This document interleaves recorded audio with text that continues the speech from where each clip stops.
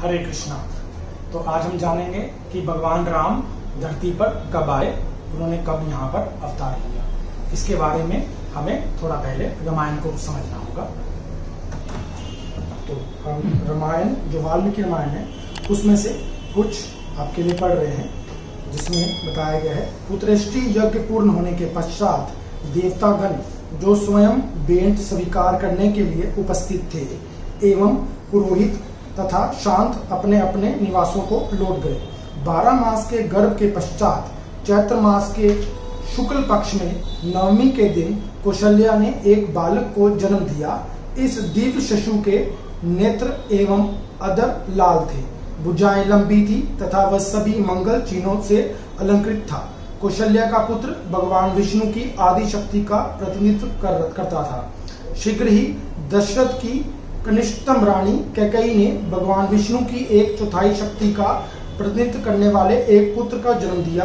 फिर कौशल्या के पुत्र के आने के 2 दिवस पश्चात सुमित्रा ने जुड़वा बालकों को जन्म दिया, जिनमें से प्रत्येक में भगवान विष्णु की शक्ति का 6ठा भाग समाहित था। ये चारों शिशु एक दूसरे से मिलते जुलते अत्यंत तेजस्वी एवं आकर्षक थे। वस्तुतः महाराज दशरथ के पुत्रों के जन्म पर देवताओं ने स्वर्ग से पुष्प वृष्टि की, गंधर्वों ने गीत गाए एवं मधुर वाद्य यंत्र बजाए तथा अप्सराओं ने नृत्य किया। अयोध्या में एक महोत्सव हुआ। मार्गों पर विशाल जन समूह उमड़ पड़ा। इस उत्सव में वादक, नर्तक तथा नागरिकों के साथ अभिनेताओं ने भी भाग लिया। हरे कृष्णा। तो ये हमने कुछ भाग पढ़ा श्री रामायण से। तो हम ये जानना चाह रहे हैं कि भगवान राम का जन्म कब हुआ, वो कब धरती पर आए। इसके लिए हमें ब्रह्मा जी के एक दिन के बारे में जानना होगा। ब्रह्मा जी का एक दिन, यानी कि हम बात कर रहे हैं 1 घंटे के बारे में, कि ब्रह्मा जी का एक दिन में 12 घंटे के बारे में, 12 घंटे के बारे में मैं आपको बताने जा रहा हूं। यानी कि ब्रह्मा जी के एक दिन के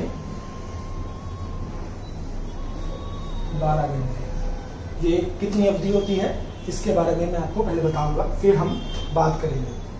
तो 12 घंटे के ब्रह्मा जी के 14 भाग होते हैं। 14 भाग कह लीजिए या पार्ट्स कह लीजिए, ये होते हैं। ठीक है। तो एक पार्ट में 1, 2, 3, 4, 5, 6, 7। एक पार्ट को एक मनवंतर कहते हैं। एक भाग जो हमने लिखा, एक भाग को एक मनु या मनवंतर कहते हैं।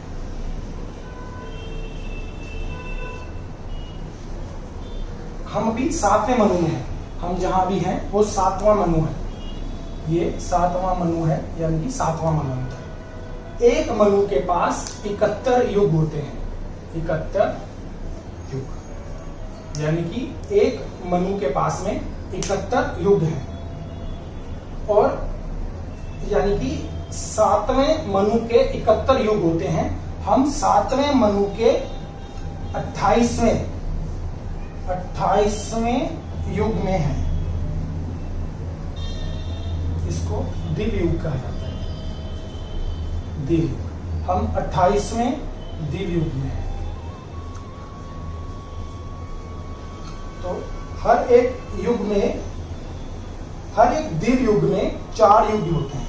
4 युग, यानी कि इस युग के टोटल 4 युग हैं। सतयुग, त्रेता, द्वापर और ये है कलयुग। एक कलयुग 4,32,000 साल का है, जिसमें से हम 5,000 साल पार कर चुके हैं। 4,32,000 का एक कलयुग होता है। टोटल इन कि एक 28वें युग दिव्य युग की जो युग है, 71 युग होते हैं, उस 71 में से हम 28वें युग में हैं। ठीक है, इसको हटा देते हैं, 28वें युग में है। एक युग जो है, जो ये पार्ट है, इस पार्ट के इसके पास में टोटल जो वर्ष होते हैं वो होते हैं 43,20,000। ये एक युग का ड्यूरेशन टाइम है। ठीक है, तो अब हम इसमें से 5,000 पार कर चुके हैं, यानी कि हम 4,32,000 में से जो एक कली का पार्ट है, इसमें से हम 5,000 पार कर चुके हैं। तो इसमें से हम इस प्रोसेस को इलैबोरेट कर लेते हैं 28वें वाले को। तो इसको ऐसे ले लेते हैं हम। इस 28वें युग में से जो हम बात कर रहे हैं 28वें युग में, 28वें में 7वें मनु के 71वें युग में से 71वें दिव्य युग में से 28वें युग में हम इसको इलैबोरेट कर रहे हैं यहाँ पे। जैसे कि हम यहाँ पर हैं अभी 28 में। ठीक है, और इसको ले लें 27, ये 26, ये 25 और ये 24। लिख देता हूँ 27, 26, 25 और 24। ठीक है, तो सबका ऐसे ही है। सतयुग, त्रेता युग, द्वापर, सतयुग, त्रेता, द्वापर। भगवान राम जो आए वो इस 71वें दिव्य युग के 24वें युग में आए। 24वें युग में आए। इसमें सतयुग, त्रेता, द्वापर और ये कली। तो भगवान राम आए यहाँ इस 24वें युग के त्रेता युग में। भगवान राम आए यहाँ है। तो अब कोई पूछ सकता है भगवान कृष्ण कब आए, तो भगवान कृष्ण के लिए हम दोबारा वीडियो बनाएंगे, बट अभी हम बात करेंगे भगवान राम के बारे में। तो अप्रोक्सीमेटली जो आइडियल है वो ये है कि अगर हम देखें, एक ये है 44,20,000 साल का, फिर 1, 2, 3, 4, 1, 2, 3, 4, यानी कि गुना 4, 43 लाख यहाँ लिख देते हैं। 43,20,000 गुना 20/4। ठीक है, और इसके भी पार्ट कर लेते हैं हम। 1, 2, 3, 4,32,000 गुना 3। तो ये जो फिगर है, ये जो कैलकुलेशन है, ये इस तरह होगी।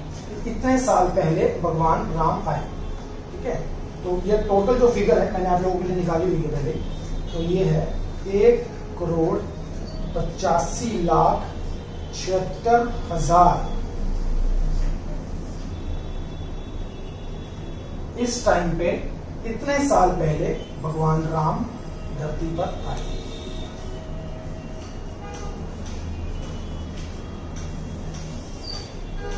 1,85,76,000 साल पहले श्री राम धरती पर आए थे। इसका वर्णन कोई पूछ सकता है कहाँ मिलता है, तो इसके बारे में मैं आपको बता दूं। इसका वर्णन जो है हमें लघु भागवतम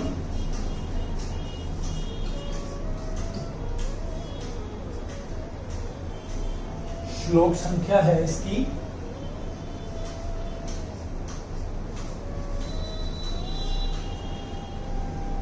3.78 में है। और इसके जो ऑथर भी हैं वो भी कोई ऐसे नहीं है, श्री रूप गोस्वामी जी हैं।